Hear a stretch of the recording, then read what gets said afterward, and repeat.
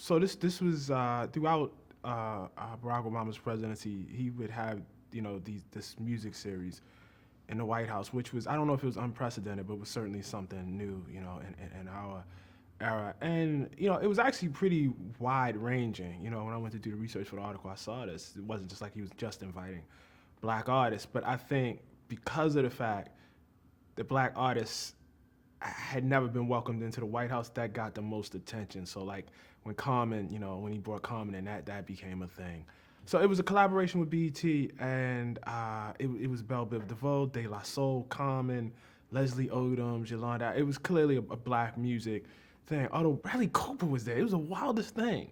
Anyway, but besides Bradley Cooper, everybody was black, and it was and people. This is at the end, of Obama's presidency, and people know it's the end, and there was a celebratory, I think, feeling in the air. People making jokes, about which line was long and what that meant about who had the good hair and who had the bad hair, paper bag test and all. It was like a jocular sort of, feeling and very, very black. And I think like a lot of people just felt to have that sort of cultural presence, like at the White House, was just a tremendous, tremendous marker of history. I mean, you go in there and you see like De La Soul or, Belle Biv DeVoe, at the White House. I mean, is a real thing. And the Obamas are there and they're dancing and everybody's having, a good time. And so I think for like black folks there, it was a kind of confirmation of a kind of arrival and acceptance, because black music has always been central to American history, and American culture. But before there was this sense that we want black music, but not black people. And now you have black music and black people, and they were occupying the White House. I mean, I think at one point, Jesse Williams was on stage, and he was just making the point, about all of us being descendants of slaves. And he just looked out and he said, and look where we are now. Look where we are, and you could just really, you could feel it, man. It was a heavy, heavy feeling. Obama, I think, gets a lot of flack from the perspective of the presidency, first black presidency, only being symbolic. But, as I argue, I think people underrate the value of symbols. I think symbols are very, very important. And I think the way Obama conducted himself in terms of specifically his relationship with black culture communicated a totally different symbol to other people. And I think one of the great mistakes of the era was we forgot that. We forgot that there were other people, who were watching. I think because, we felt ourselves to be accepted in the White House, we didn't understand that there were other people who were going to see that. Like see him playing basketball, for instance, you know what I mean? Or, see him give a particular kind of handshake to Kevin Durant. And they would feel a kind of way about that, And we now have pretty clear numbers that that's exactly what happened.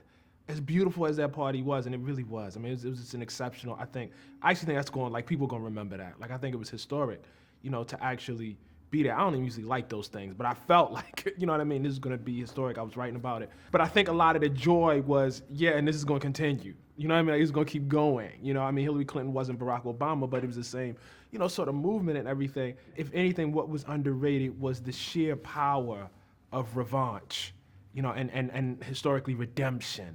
And I don't think that was totally seen at the time. And one of the more shocking things, if you were black, to watch Barack Obama run is, I just want to be clear, like, he's a black dude. He's very clearly a black dude. But he is the kind of black dude that if you wanted to represent yourself to another group of people, to white people, by the standards, that America says, you would say, we should send him. Okay, you wouldn't send me. You know what I mean? And you wouldn't send most of us. You just wouldn't. You know what I mean? He was the ambassador, you know what I mean, in many ways, because the sort of, quote unquote middle class values, and you can talk about whether those are, what they are and what that relationship that has to black people.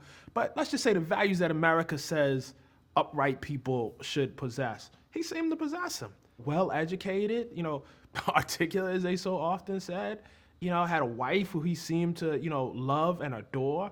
Two beautiful, children. I mean, this was Black Camelot, dog named Bo. I mean, what? How much more, American could we get than this? And to see the response so very often be from jump, in fact, he ain't American. He's Kenyan. You know, the idea that Obama is going to take from white people and give to, black people. Like, this was a discourse very, very early on. Again, I think we underrated the power of it and how much of it, was actually there. But there was clearly a significant swath of this country that there was no one who would be an ambassador. Like, there was, like, the idea of an ambassador was ridiculous because these people are at war with you, period. There's no black person who would represent you who would be acceptable to them. That's, largely the import for me. There was a percentage. There was nothing Obama could do to be respectable to people who love Donald Trump. It just wasn't. There was no way, and I don't know if he himself actually got that or even gets it, at this point. If you think about like black experiences and plural, like I think there are two that predominate, and that is the experience of coming out of the South, and dealing with the kind of direct and often brutally violent, and in your face, sort of racism. And then there's the black experience that is related to that, most often for those of us who came, whose relatives came from the South, in the North, the grinding sort of poverty of the cities, the kind of racism that's, writ, in the policy segregates us, for instance, to public housing. Like my mom lived in, public housing. That's sort of like the story of my lineage. My dad, from Philadelphia, living in that, sort of grinding poverty. Those are, I think like the two, stories that we see in terms of most black politicians, I would say, for the most part. And then you have, certain people who grew up, because of class reasons, maybe did not have to directly deal with that, even though in those cases they aren't really that far from it. I mean, Barack Obama was from Hawaii. And that's not to say that Hawaii is a racial utopia, or a non-racist utopia. That's not what I'm saying. But the very geography is different. Black people are not just a minority, they're a significant, minority there. The entire notions and assumptions that you see on the mainland, while they may be diffused and it may be some of that there, it's not as prevalent. It's not the same sort of thing. And so the first thing was to be there. But here's another level of it, because that's not enough. You know what I mean? Like, you could be there and you could have white parents or white grandparents or whatever who don't actually love you and communicate their racism to you. And so while he does describe certain instances where it was there for his grandparents, it's really no doubt that they loved him and accepted him. And then the third level was his mom, who was white, was very clear that you are black. You know what I mean? Like, so he never had I think in addition to that, he never had in a major way, like any sort of schizophrenia about what he was, because his mom was really, really clear with him about that and, bought him books and, took him to see things. So even if it was not communicated to him in the way that it was to say, me and most black people, where it's just in the air, it's just what you are, I mean, there's no intellectual, it was there for him.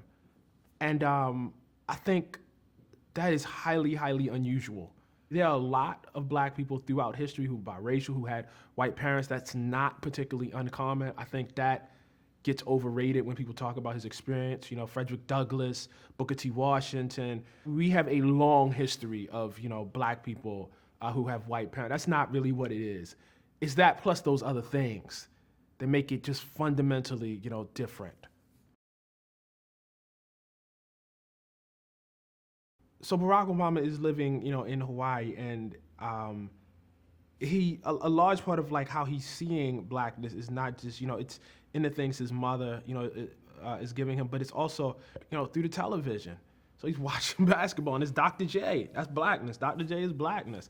Stevie Wonder, Smokey Robinson. This is blackness to him. Michael Jackson, this is blackness to him because he's seeing it. You know what I mean? Mostly through the lens of pop culture. And then, he tells a story in his book of going to a basketball game for his with his dad.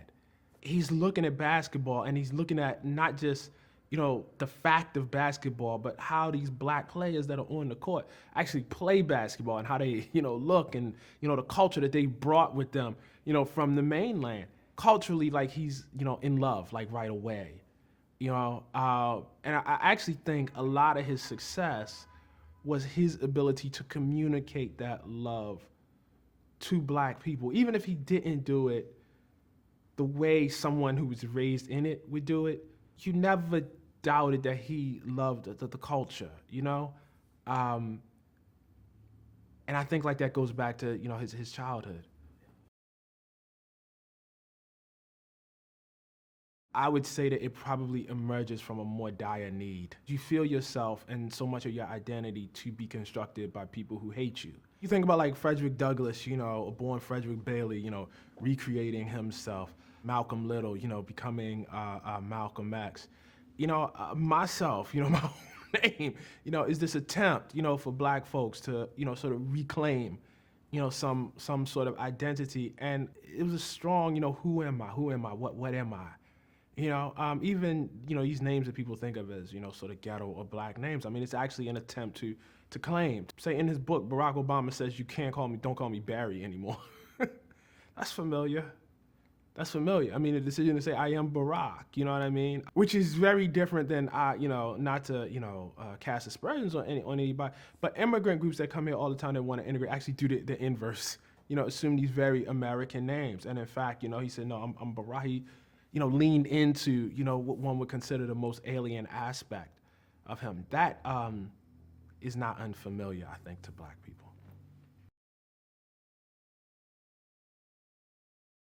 What is interesting, when Obama was forced to show his birth certificate, I don't know if he was humiliated, but I think a lot of us were. My sense is a lot of this stuff just rolls off his shoulders. But again, and maybe this goes back to, this whole issue of how one comes to blackness. But for a lot of us, there are echoes of that all throughout our history of needing to prove, who you are. When I first came to some degree of prominence as a writer, there was this whole thing, in terms of how people who would read me and then they would hear me talk. And they would be like, is this the same person? You know what I mean? You can't, actually be the same person. And I think for a lot of us as black folks, there's this constant doubting, this constant thing of, and people use all sorts of reasons to justify, use affirmative action to justify, but before affirmative action, it was the same. There's this constant, sort of thing of, no, that's really not you. You know what I mean? You really didn't do that. Again, Frederick Douglass, when he publishes his narrative, it's like, nah, didn't no slave write that. There's no way a slave, wrote that. The birth certificate was this culmination of these repeated acts of kind of disbelief, from people arguing that actually, Bill Ayers wrote Dreams of My Father. There's no way Barack Obama was smart enough to write Dreams of My Father. These are the sorts of things that you just know would not, happen. To say Bill Clinton. Like no one, if Bill Clinton had written a book, no one would say Bill Clinton didn't write that. But once again, I think for a lot of us, it's very, very familiar, and had echoes within our history. And so this notion that, here you are, President of the United States. Listen, it don't get no higher than that. And even as President of the United States, they look at you like that's not really you.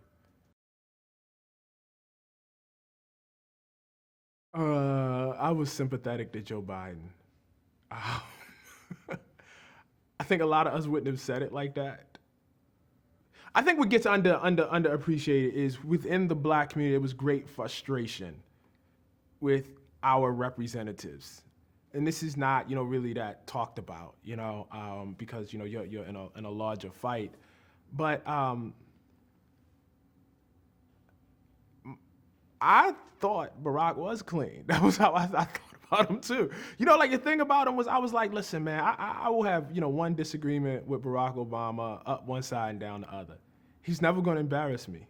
He's my ambassador. My ambassador will never embarrass me.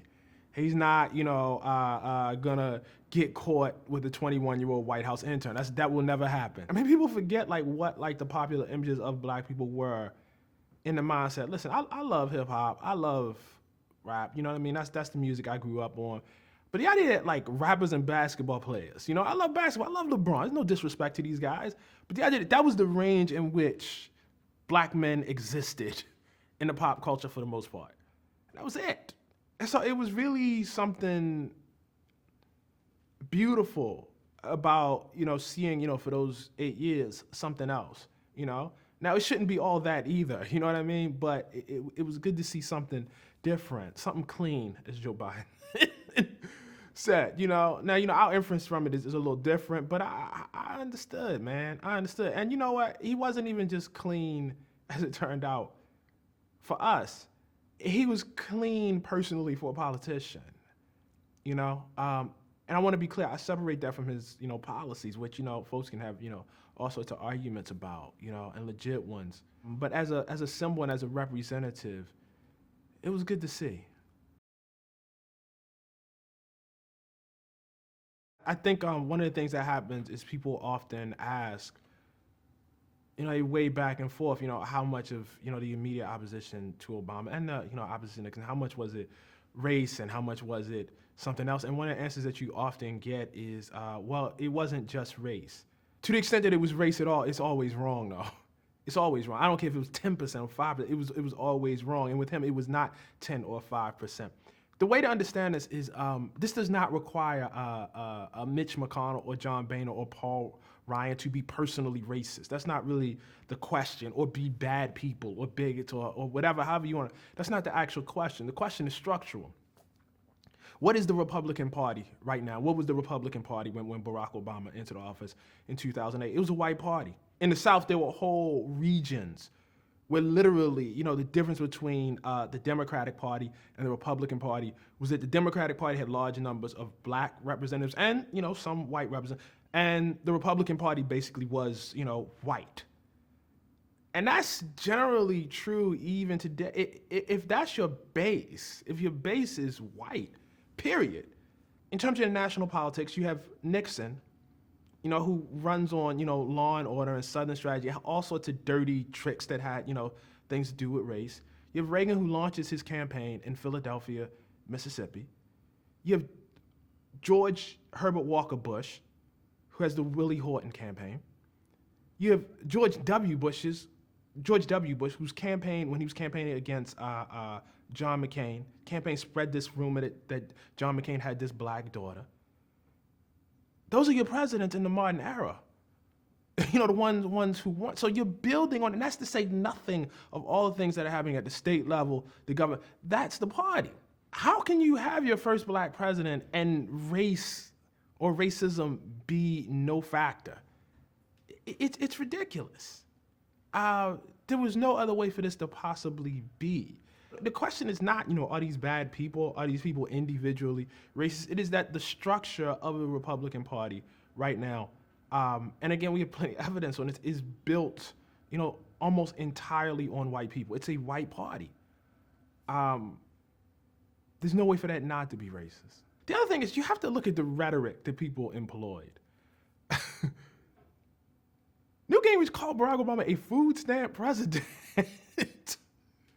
I mean, this is a guy, you guys is running for president in 2012, calls Barack Obama a food stamp president. John Boehner says this guy has never held a real job in his life.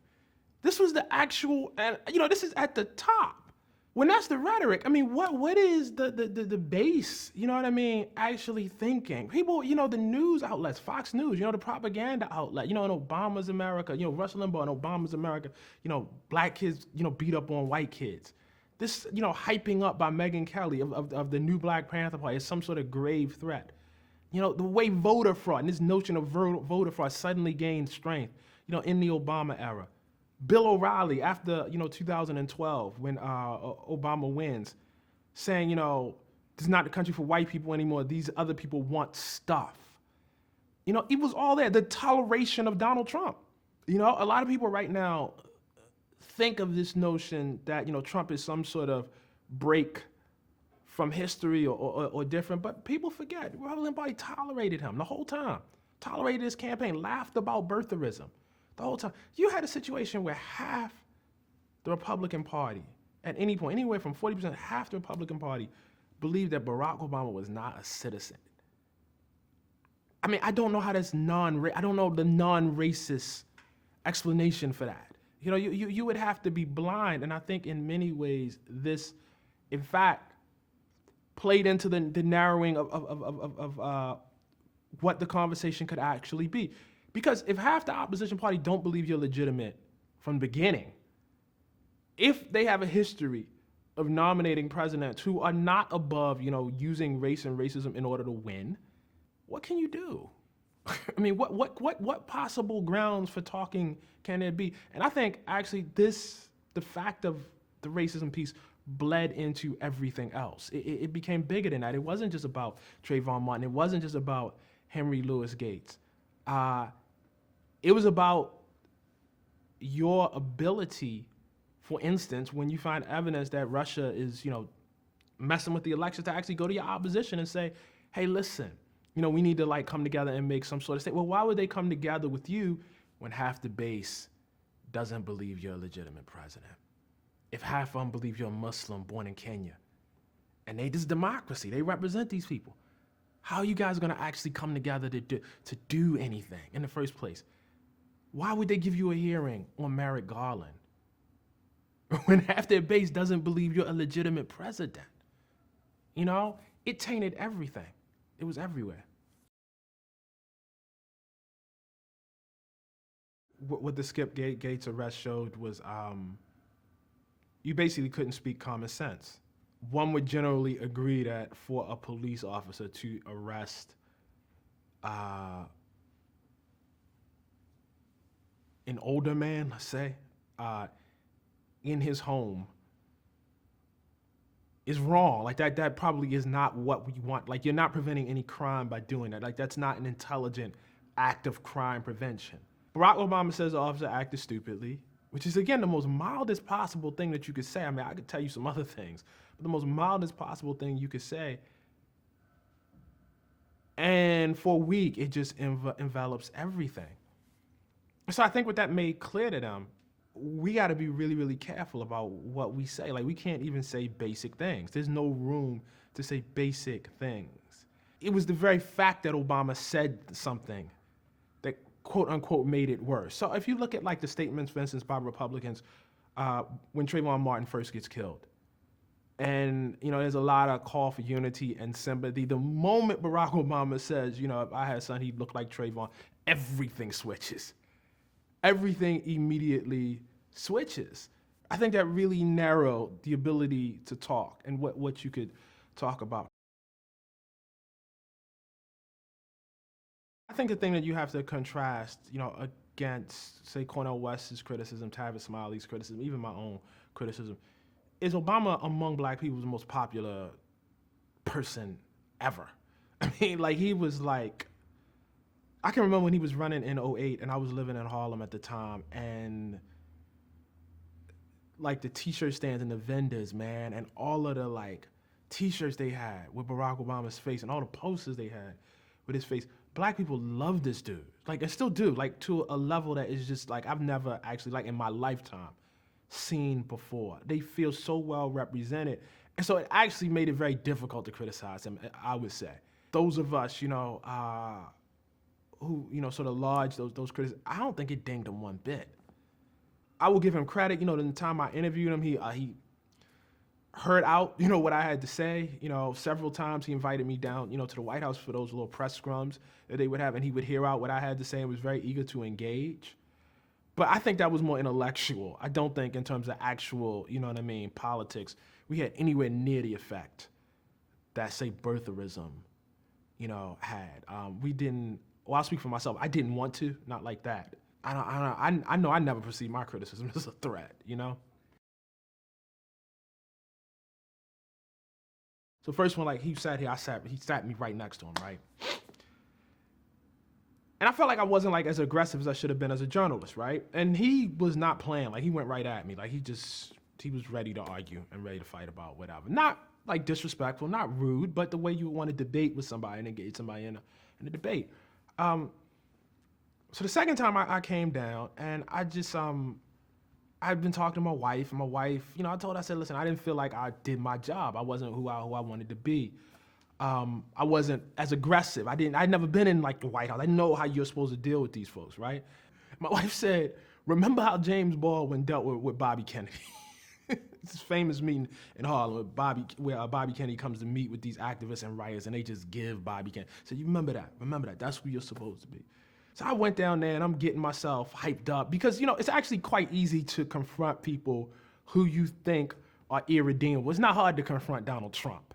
Do you understand what I'm saying? But people who are a little bit more complicated, who you actually kind of love, but you feel like are wrong about certain, it's hard. And he had given these, he was giving these series of speeches, I felt to black people that were very demeaning. He'd gone to Morehouse and given this, speech, about, not making excuses and da-da-da-da-da. And I felt like here these boys just walk through fire and are graduating. They don't need you hectoring them, man.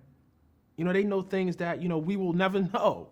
I felt that he was deeply insensitive sometimes, particularly to young black boys and his rhetoric. And so I had Malcolm X on my iPhone. I'm listening to it, trying to get all hyped up. Well, I get to DC and I'm late, right? Like I'm running behind, I'm a half an hour behind, and it's raining. And I didn't wear a suit. Everybody wears a suit to these things. And I didn't wear a suit. And so I finally, I'm in a cab on my way there. They call, say, are you coming? They're calling me, are you coming? It's already started. Are you coming? It's the White House, man. Finally get there, rain dripping, everything. I come in, everybody in the room is white. Everybody's, all suited up and everything. I'm like, God damn, here I am, black dude. Only other black dude here is the president. I'm late, I'm wet. You know what I mean? I'm not in the suit. Like, I'm not really representing. So this time they sat me directly across from him. And he looks up, he's answering somebody's questions, nice of you to join us, or whatever sarcastic thing he said, something like, nice of you to join us, or he said something like that. So I sit down and I'm, I'm late, but I'm already amped up. Like, I have to, I gotta be confrontational, gotta do. And I'm watching him, and the thing about him is he's extremely intelligent. So they're going through asking questions about the environment, questions about the Middle East, questions about China, economy. And he's just rattling them off. You know what I mean? He's not, like these deep, impressive answers. I'm like, wow, sugar, man. So I'm like slightly intimidated now, but I'm still gonna do it, right? So everybody has to, Mr. President, Mr. President. I said, Mr. President. And I asked him about something about the Medicaid expansion and the fact that large numbers of black people have been left exposed because of the way they had done basically healthcare. And he answered, and I was like, can I respond? And he was like, sure. And we must have went, in my mind, it's like we went back and forth for like an hour. Of course, you know what I mean? But we went back and forth for let's say 5 or 10 minutes. And all the other white people are looking at us like, are they fighting? And so afterwards, I go up and I'm like, all right, I should, thank him, for having me down here. I should be, even though, I was, I should be, respectful, I'm gonna go over a beat. So I go over, I shake his hand, and he starts going at me again about something else I wrote. He's upset about this thing I wrote about this speech he gave to, March on Washington. I thought it wasn't a good speech. I didn't think it was a good speech at all. I think a lot of times when you write, it never occurs to you, and it should not occur to you, frankly, who is reading you and who is not. You should write honestly. But I had no inkling before that started that he was actually reading anything that I wrote. For me, he actually, to some degree, actually did care. You know what I mean? He actually was trying. I always, and I felt like this at the time, it wasn't a political, rhetorical move for him. He actually believed, even though I thought it was dead wrong, he believed, this kind of respectability politics thing, he actually believed it, what he was saying. You get nostalgic for the days when that was your opposition. You know what I mean? When, even when you thought somebody was wrong, you did not doubt their basic goodness and sincerity. And it's just, it's a different world. I think what this country largely does not understand is the difference in having somebody who is not perfect, and again, is sometimes dead wrong, but actually is thinking their way through something. It's actually reading intelligence reports, it's reading stuff. And even if they arrive at the wrong conclusion, they went through the legit process of it. And to me, the notion that the country would follow a black man like that who would do that with someone who needs like intelligent briefings with graphics and charts. No black man could be president like that. No black person could be Donald Trump. Racism is not just a burden for black people. It will destroy us all. It'll consume us all. And this was the clearest illustration of it. It was very sad. It's extremely, extremely sad.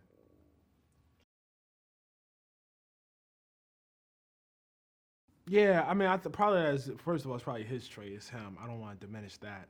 But I do think there's a way that you learn how to conduct yourself in the world when people are watching and people are looking at you, and you know that you're surrounded, by folks who may not, be of goodwill. I think he's level. He's an extremely level dude. I think he don't get too hot and he don't get, too cold. At the same time, he's a human being, who could not, Sandy Hook is, you have a massacre, of children, and the country, as he probably had some idea about at the time, is paralyzed in its ability to do anything about it,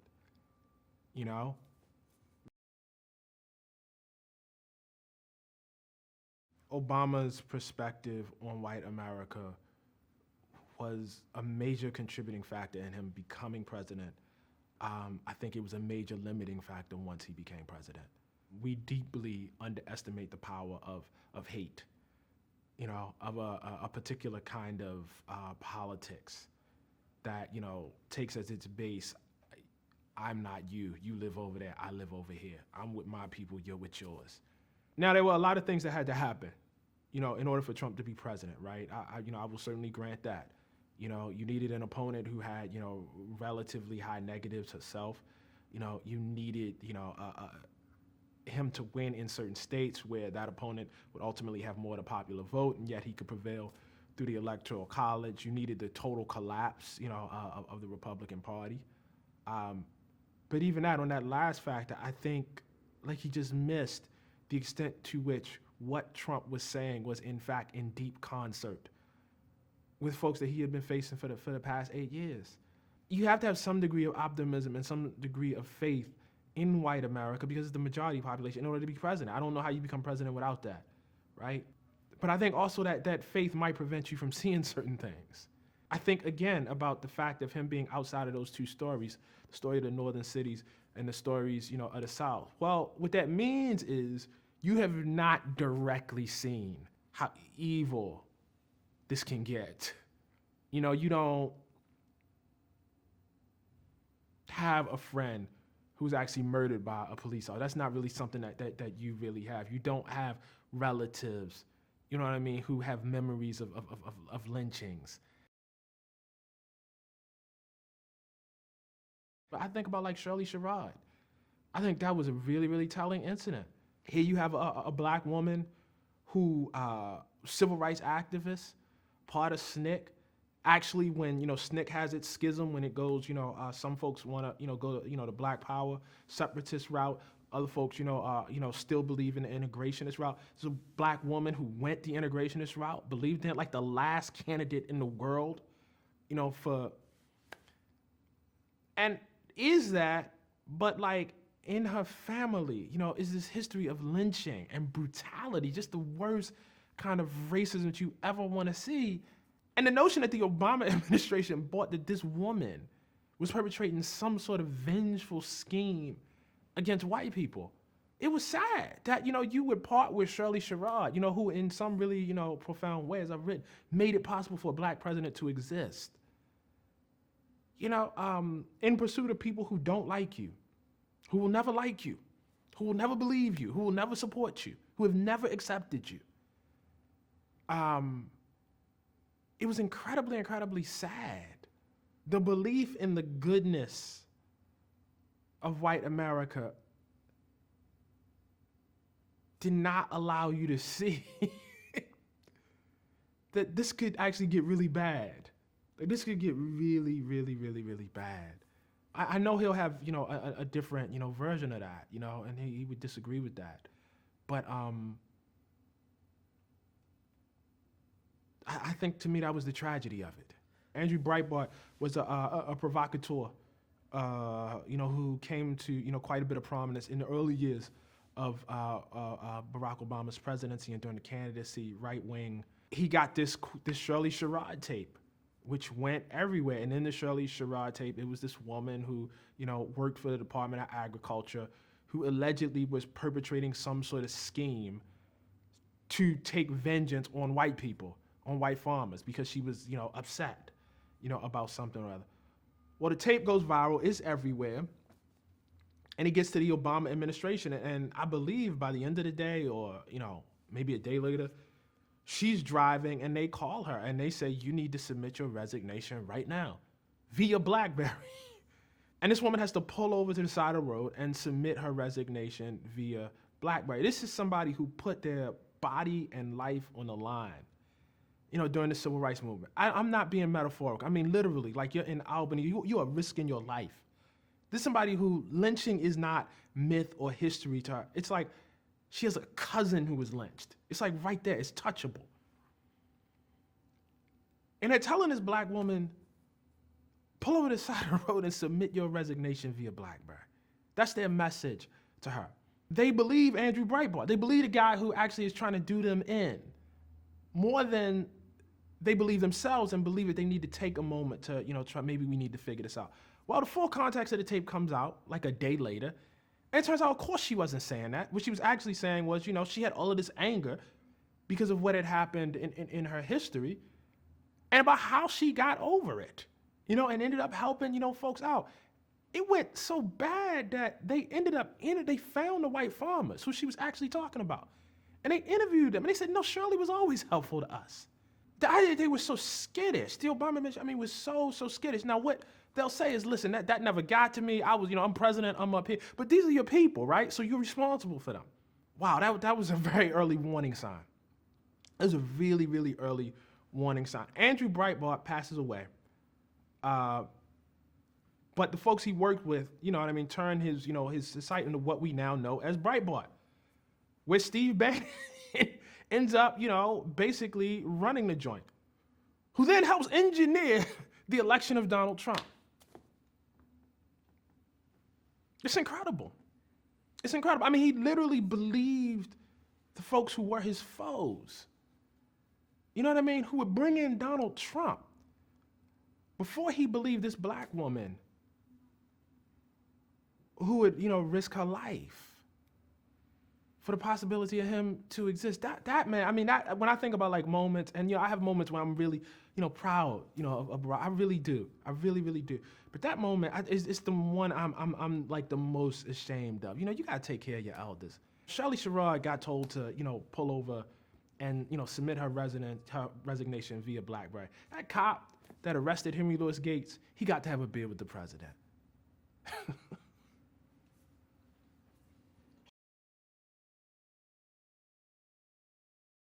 I believe the White House Correspondents then that year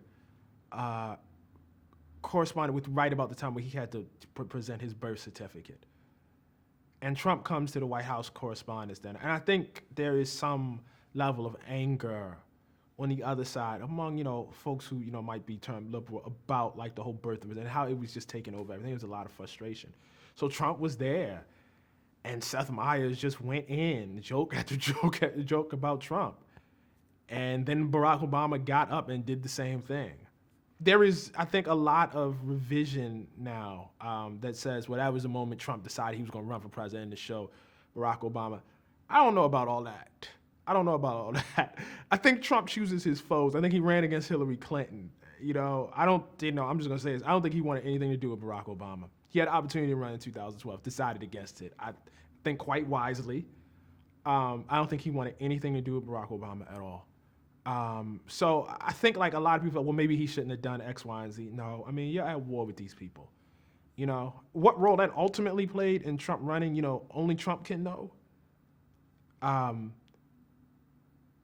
But I see nothing wrong with humiliating people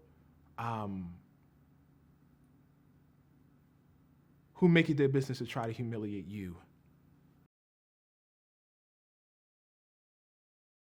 I think about the now sort of cliche notion that people say, well, I can now tell my son or my daughter they can be president. You know, the Black parents would say that. That's not a small thing. That's not a small thing. You know, I get asked now, you know, do I think there'll be another Black president in my lifetime? Yes, I do. Before Barack Obama, this was like comedy. This was a Dave Chappelle joke. You know, I mean, this was like a Chris Rock movie. That was where, you know, Richard Pryor, that was where we went to discuss Black presidents. It's not like that anymore. And I think actually that was manifest in these midterms, you know, with Stacey Abrams and Andrew Gillum, who came within a hair's breadth, you know, of being governors of states in the Deep South. And that's, I think, like a manifestation of a different kind of imagination. And you can't, you know, take that away. You know, I think that, you know, in terms of what people will feel themselves able to do. And beyond that, I would suspect that the next person, whoever it is, might not feel so hamstrung. That's the other thing. He's first. You know, certain rules get to obey. You know, I suspect maybe the next person will feel a little differently about what they can and can't say. The biggest impact in terms of, you know, that younger generation is among white children. There are now white children who really earliest memories of any sort of president is a Black guy. I don't think that's small at all, because I think your ability to imagine who can occupy the highest levels, you know, in society directly informs your ability to see people as human. That's not the whole battle. That's not everything, but it certainly is a component. Listen, if it meant something that every other president before Barack Obama was white, and it did, because we talked about it all the time, you know, before Obama, we made it, it was always a sort of rhetorical point, then it really means something that, you know, Barack Obama was president. You know, it has to. It has to. So I think for those kids, I mean, and it's not just Barack, it's like they grow up with that. You know, they see Black Panther, you know what I mean? They see Kendrick Lamar. It's like all of these, you know, different spaces where they see Black people, you know? I think that's significant. I think it means a lot.